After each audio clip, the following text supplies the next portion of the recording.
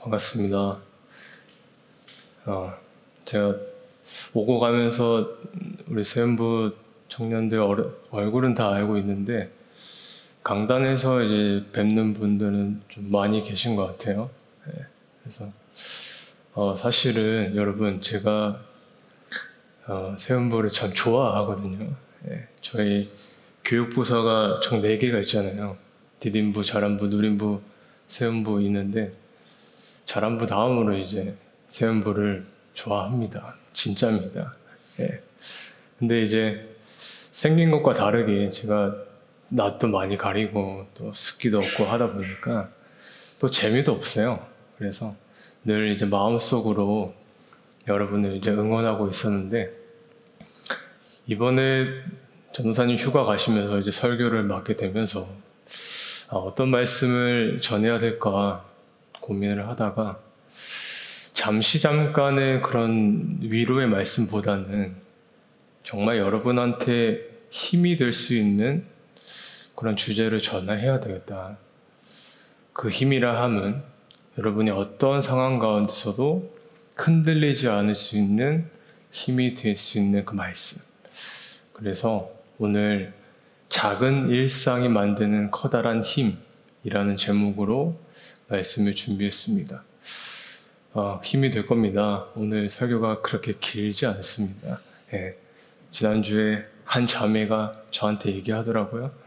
목사님 20분을 넘기시면 안 된다고. 예, 그래서 오늘 짧지만 그래도 굵은 말씀을 좀 전하도록 하겠습니다. 2025년 이제 절반이 지나갔죠. 올 한 해 저한테 중요한 키워드 중 하나가 무엇이었냐면 달리기입니다. 러닝. 제가 작년에 처음으로 폐렴에 걸렸었어요. 근데 그 증상이 정점에 다다랐을 때 피를 한번 토한 적이 있었거든요. 근데 이 피를 토하는 건 우리 할아버지 세대만 있었던 그런 증상인데 그걸 처음 겪다 보니까 겁이 나서 이제 그때부터 제 폐를 위해서 이제 달리기를 이제 시작을 했습니다. 근데 이제 하다 보니까 그 매력에 이제 푹 빠져가지고 지금은 이제 매달 한 300km씩 이제 달리고 있어요. 근데 제가 한 8개월 동안 이 달리기를 꾸준히 하면서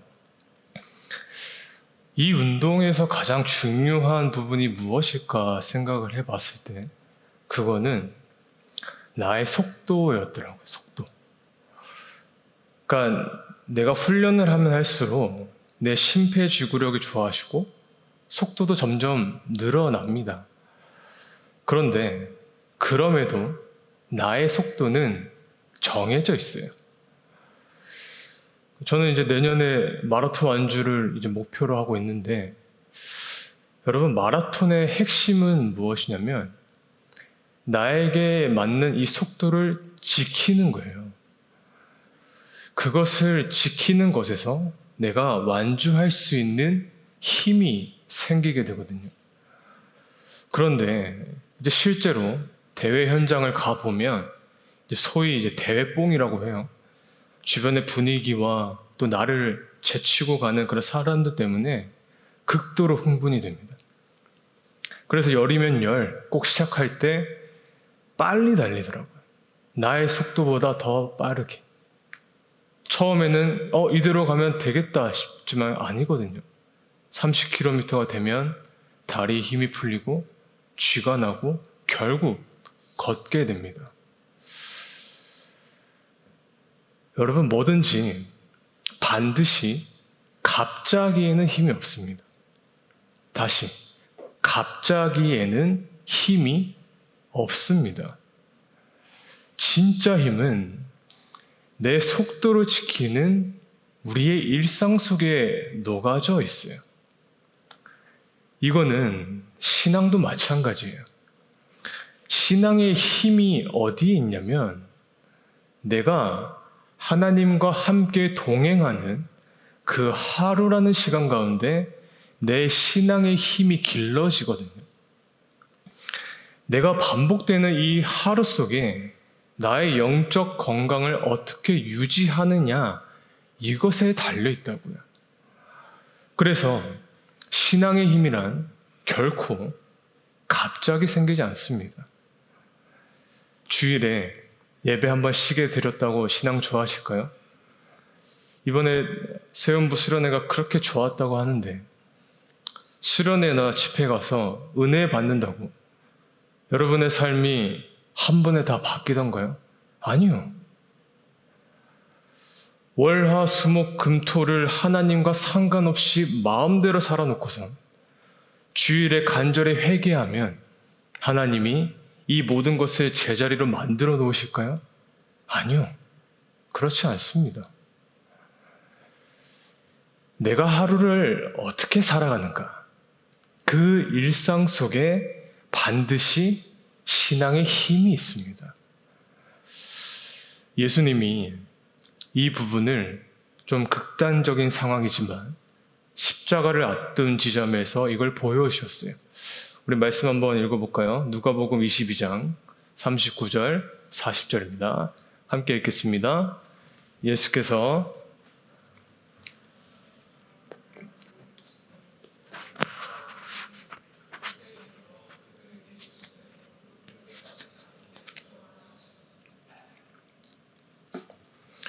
이 땅에서 인간이 겪어야 되는 가장 위대하고 중대한 사건, 십자가. 이 십자가를 앞두고 예수님은 어떠한 행동을 보이셨냐면 습관을 따라 감람산에 가셨고 습관을 따라 기도를 하셨어요. 그러니까 예수님이 보여주신 이 신앙의 힘이란 것은 평소에 하지 않았던 행위가 아니라고요. 어떤 비현실적인 기적과 그런 현상을 드러내신 게 아니었습니다. 늘 습관처럼 반복되고 그 일상 속에 녹아져 있는 그 기도가 예수님이 끝까지 구원의 길을 걸어갈 수 있게 된 힘이 된 것이에요. 그런데 우리의 기도를 생각해 보면 일상에 녹아져 있는 반복이 아니라 우리의 기도는 꼭 어떠한 사건을 마주하게 될 때 갑작스레 행해질 때가 참 많아요.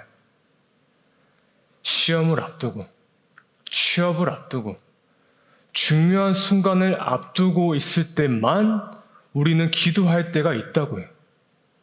그러나 아까도 말했지만 여러분 갑자기에는 힘이 없어요. 이거는 마치 예수님의 제자들도 마찬가지였어요.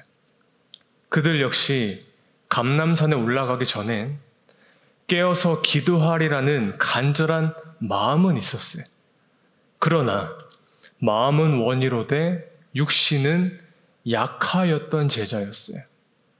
그래서 그 순간 간절한 마음은 컸을지 모르지만 결국 육신이 약하였기 때문에 시험에 들어 잠이 들었고 결국 예수님을 배반하게 됩니다. 말씀 한 번 더 읽어보겠습니다. 마태복음 26장 41절입니다. 시작. 시험에 들지 않게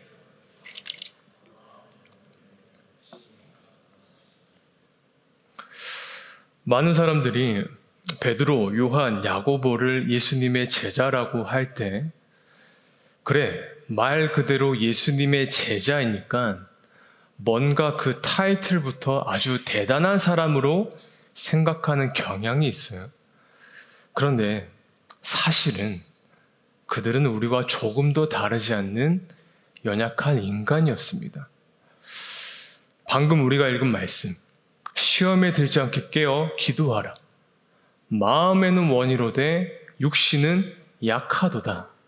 자, 이거는 겉으로 봤을 때 예수님께서 저기 누워 자고 있는 이 제자들에게 뭔가 훈계하고 혼내는 것처럼 보이지만 사실 이 말씀은 너희의 수준이 이 정도라라는 말씀인 거예요.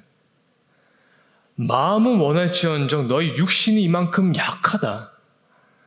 무슨 말이냐면 베드로가 그날 기도를 못한 것은 그는 그 정도의 수준의 삶을 산 거예요. 베드로가 예수님을 부인한 것은 그는 그 정도의 믿음밖에 안 된 거예요. 베드로가 그 자리에서 도망간 것은 그는 일상의 힘이 전혀 없는 하찮은 제자였던 거예요.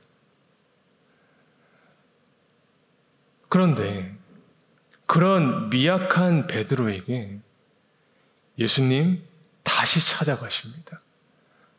그리고 회복시키셔서 40일 동안 하나님 나라의 말씀을 전하시고 성령을 주시죠. 그런데 그 성령을 받았더니 마음에는 원이로되 육신이 약하였던 베드로의 일상이 바뀌기 시작합니다.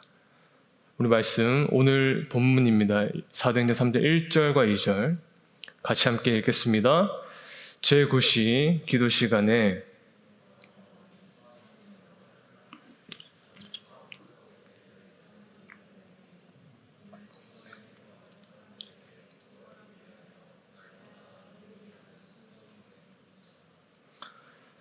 베드로가 지금 성령을 받았어요. 근데 그 성령을 받자마자 가장 먼저 보인 행동이 무엇이에요? 제9시 기도 시간에 베드로와 요한이 성전으로 올라갔다고. 여러분, 성령의 능력은 특별한 게 아니었어요. 단지 그들의 일상이 변하기 시작한 거예요. 우린 때로는 이 성령의 능력을 처음부터 끝까지 어떤 신비적인 경험으로 받아들일 때가 있어요. 안진뱅이가 일어나고 은과 금은 없지만 예수의 이름으로 기적을 베푸는 것을 성령의 능력으로만 생각합니다. 아닙니다. 성령의 능력은 하나님이 그 기적을 나타내는 것도 있지만 여러분, 성령은 가장 먼저 여러분의 일상에 동행하기를 원하셔요. 일상의 변화를 가장 먼저 추구하신다고요. 그래서 베드로에게 성령이 임한 뒤 가장 먼저 나타난 변화가 무엇이었냐면 일상의 변함이었어요. 그게 무엇이에요? 그렇게 깨어 기도하라고 그렇게 얘기를 해도 퍼질러 잤던 이 연약한 자가 이제는 제9시 기도 시간에 성전으로 올라갑니다. 스스로.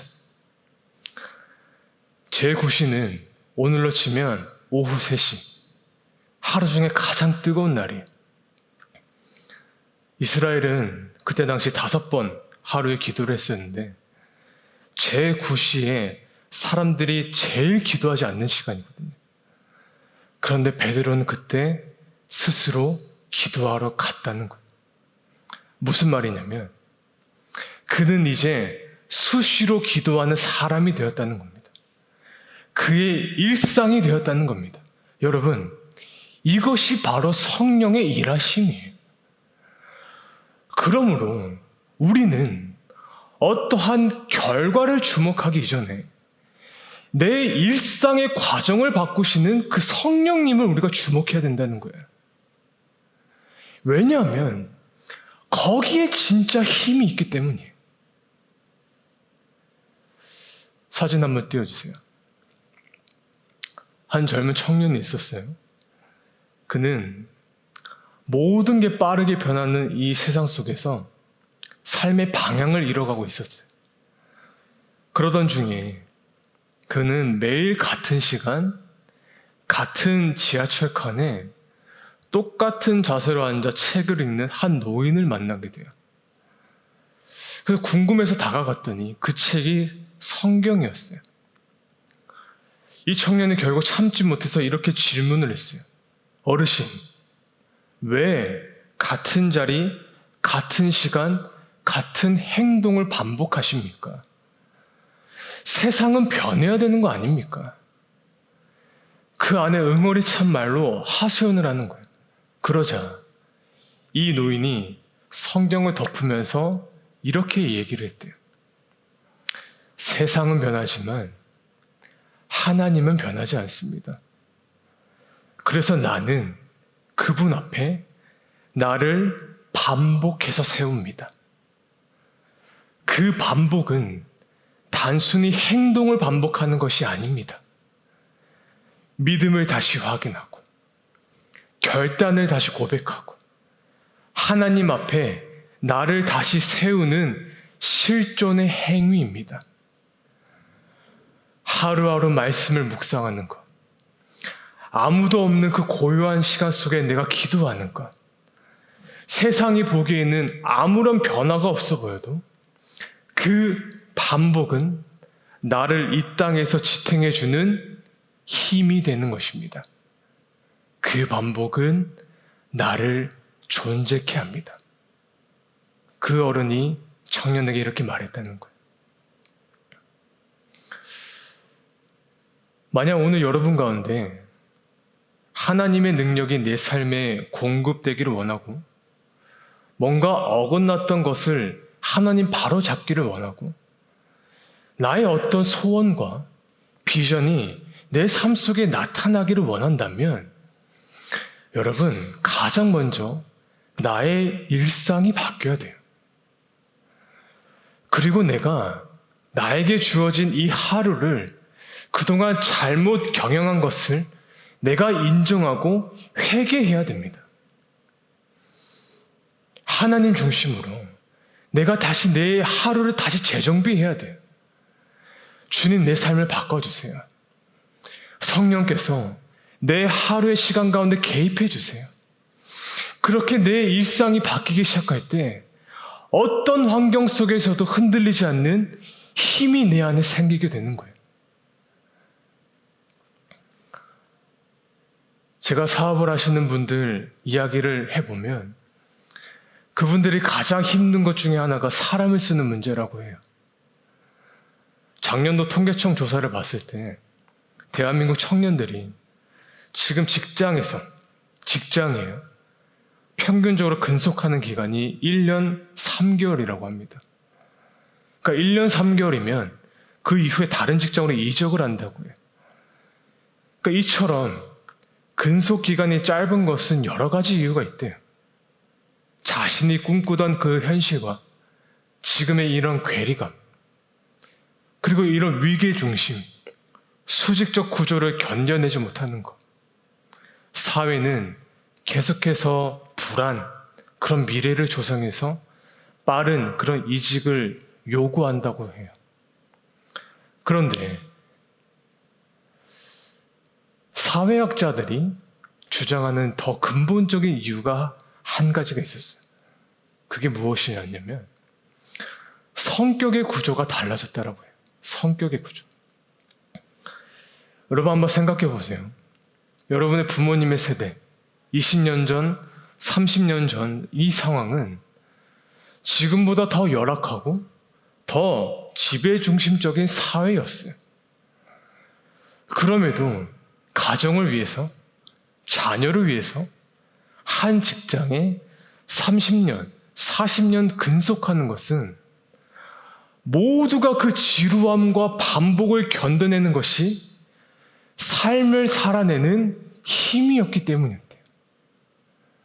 제가 그 글을 읽고 수십 년을 하루도 빠짐없이 근속하고 계신 부모님들의 삶이 정말 대단하구나라는 걸 체감하고 있거든요. 그 끈기, 그 수없이 사회 속에 겪은 그 억울함, 그걸 버텨낸 그 집념, 그 삶의 근육에서 나오는 그 힘의 위력이 정말 상당하다는 것을, 그래서 저 같은 목회도 그렇고 한 직장에서 정년을 채우고 은퇴하시는 분들을 보면 솔직히 정말 존경이 돼요. 그런데 지금 저를 포함해서 우리는 우리의 삶을 지탱하는 근육이 너무 약해졌다고요. 반복을 싫어하는 세대입니다. 지루함을 혐오하는 시대입니다. 그들은 빠르게, 쉽게, 즉각적인 해결을 만들어주는 이 문화 속에서 자라가고 있기 때문에 느림, 반복, 인내해야 되는 훈련이 너무나 부족해요. 여러분, 우리가 이거 사실 인정해야 돼요. 그리고 그들은 실패를 경험해 보지 못했어요. 왜? 부모님들이 다 해결해주고 보호막이 되어주셨기 때문에. 그걸 실수로 생각하지 실패라고 생각하지 않아요. 그러니 쉽게 바꾸고 포기하며 자신의 선택에 대한 책임을 지지 않는 연약한 존재가 되어가고 있다고요. 그런데 진짜 문제는 이것이 신앙과 연계되는 것이 문제예요. 나이를 막론하고 영적인 근육이 약한 사람의 특징이 무엇이냐면 기도하면 바로 응답돼야 되고 말씀을 들으면 곧 내 삶이 변해야 된다고 여겨요. 그래서 기다림, 침묵, 인내의 시간은 하나님이 부재, 하나님이 계시지 않는다라고 단정 짓는다고요. 오늘 예배가 감동적이지 않으면 오늘의 하나님은 살아계시지 않는 것처럼 느낀다고요. 그래서 신앙은 기분에 휘둘리고 말씀보다는 수많은 감정이 나를 지배합니다. 그러나 여러분, 이거는 주님이 원하시는 모습이 아니에요. 기억하십시오. 신앙의 길은 기록이 아니라 완주입니다. 신앙의 길은 속도가 아니라 방향입니다. 눈앞에 보이는 것이 아니라 보이지 않지만 저 면류관을 바라보며 끝까지 걸어가는 것이에요. 우리는 그 길을 걸어가기 위해 서 있어요. 이 길을 끝까지 걸어가기 위해선 우리의 작은 일상이 중요하다는 거예요. 사랑하는 새염의 청년 여러분, 오늘 여러분에게도 하나님을 찾고 기다리고 순종해온 나날들이 분명히 있으실 겁니다. 그러나 이 질문은 여전히 우리 앞에 서 있습니다. 나는 지금도 하나님과 함께 하루를 살아가고 있는가? 그 속에서 나는 더욱 견고해져 가고 있는가? 왜냐하면 진짜 믿음의 힘은 순간의 결단이 아니라 반복되는 일상 속에서 만들어지기 때문입니다.